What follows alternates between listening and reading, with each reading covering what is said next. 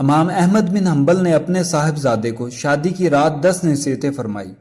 ہر شادی شدہ مرد کو چاہیے کہ ان کو غور سے پڑھے اور اپنی زندگی میں عملی طور پر اختیار کرے۔ میرے بیٹے، تم گھر کا سکون حاصل نہیں کر سکتے جب تک کہ اپنی بیوی کے معاملات میں ان 10 عادتوں کو نہ اپناؤ، لہٰذا ان کو غور سے سنو اور عمل کا ارادہ کرو۔ عورتیں تمہاری توجہ چاہتی ہیں، وہ چاہتی ہیں کہ تم ان سے واضح الفاظ میں محبت کا اظہار کرتے رہو، لہٰذا وقتاً فوقتاً اپنی بیوی کو اپنی محبت کا احساس دلاتے رہو اور واضح الفاظ میں اس کو بتاؤ کہ وہ تمہارے لیے کس قدر اہم اور محبوب ہے۔ اس گمان میں نہ رہو کہ وہ خود سمجھ جائے گی۔ رشتوں کو اظہار کی ضرورت ہمیشہ رہتی ہے۔ یاد رکھو، اگر تم نے اس اظہار میں کنجوسی سے کام لیا تو تم دونوں کے درمیان ایک تلخ دراڑ آ جائے گی جو وقت کے ساتھ بڑھتی رہے گی اور محبت کو ختم کر دے گی۔ عورتوں کو سخت مزاج اور ضرورت سے زیادہ محتاط مردوں سے کوفت ہوتی ہے، لیکن وہ نرم مزاج مرد کی نرمی کا بے جا فائدہ اٹھانا بھی جانتی ہے۔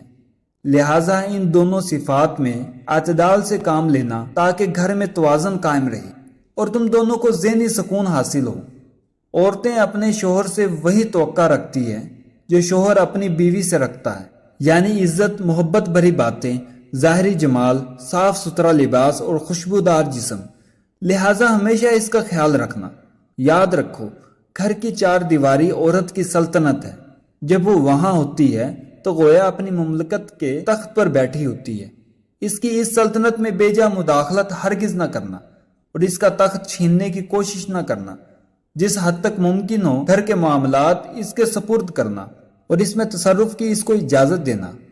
ہر بیوی اپنے شوہر سے محبت کرنا چاہتی ہے، لیکن یاد رکھو اس کے اپنے ماں باپ، بہن، بھائی اور دیگر گھر والے بھی ہیں جن سے وہ لا تعلق نہیں ہو سکتی اور نہ ہی اس سے ایسی توقع جائز ہے۔ لہٰذا کبھی بھی اپنے اور اس کے گھر والوں کے درمیان مقابلے کی صورت پیدا نہ ہونے دینا، کیونکہ اگر اس نے مجبوراً تمہاری خاطر اپنے گھر والوں کو چھوڑ بھی دیا تب بھی وہ بے چین رہے گی اور یہ بے چینی بالآخر تم سے اسے دور کر دے گی۔ بلا شبہ عورت ٹیڑھی پسلی سے پیدا کی گئی ہے اور اسی میں اس کا حسن بھی ہے۔ یہ ہرگز کوئی نقصان نہیں، وہ ایسے ہی اچھی لگتی ہے جس طرح بھویں گلائی میں خوبصورت معلوم ہوتی ہے۔ لہٰذا اس کے ٹیڑھے پن سے فائدہ اٹھاؤ اور اس کے اس حسن سے لطف اندوز ہو۔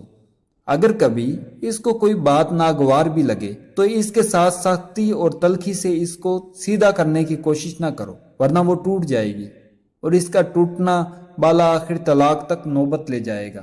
مگر اس کے ساتھ ساتھ ایسا بھی نہ کرنا کہ اس کی ہر غلط اور بے جا بات مانتے ہی چلے جاؤ، ورنہ وہ مغرور ہو جائے گی اور اس کے اپنے ہی لیے نقصان دہ ہے۔ لہٰذا معتدل مزاج رہنا اور حکمت سے معاملات کو چلانا۔ شوہر کی ناقدری اور ناشکری اکثر عورتوں کی فطرت میں ہوتی ہے۔ اگر ساری عمر بھی اس پر نوازشیں کرتے رہو لیکن کبھی کوئی کمی رہ گئی تو وہ یہی کہے گی، تم نے میری کون سی بات سنی آج تک۔ لہٰذا اس کی اس فطرت سے زیادہ پریشان مت ہونا اور نہ ہی اس کی وجہ سے اس سے محبت میں کمی کرنا۔ یہ ایک چھوٹا سا عیب ہے اس کے اندر، لیکن اس کے مقابلے میں اس کے اندر بے شمار خوبیاں بھی ہیں، بس تم ان پر نظر رکھنا اور اللہ کی بندی سمجھ کر اس سے محبت کرتے رہنا اور حقوق ادا کرتے رہنا۔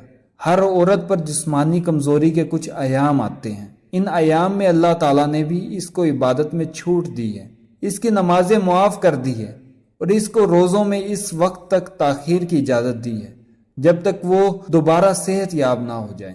بس ان ایام میں تم اس کے ساتھ ویسے ہی مہربان رہنا جیسے اللہ تعالیٰ نے اس پر مہربانی کی ہے۔ جس طرح اللہ نے اس پر سے عبادتیں ہٹا دی ہیں، ویسے ہی تم بھی ان ایام میں اس کی کمزوری کا لحاظ رکھتے ہوئے اس کی ذمہ داریوں میں کمی کر دو، اس کے کام کاج میں مدد کرا دو اور اس کے لیے سہولت پیدا کرو۔ آخر میں بس یہ یاد رکھو کہ تمہاری بیوی تمہارے پاس ایک قیدی ہے جس کے بارے میں اللہ تعالیٰ تم سے سوال کرے گا۔ بس اس کے ساتھ انتہائی رحم و کرم سے معاملہ کرنا۔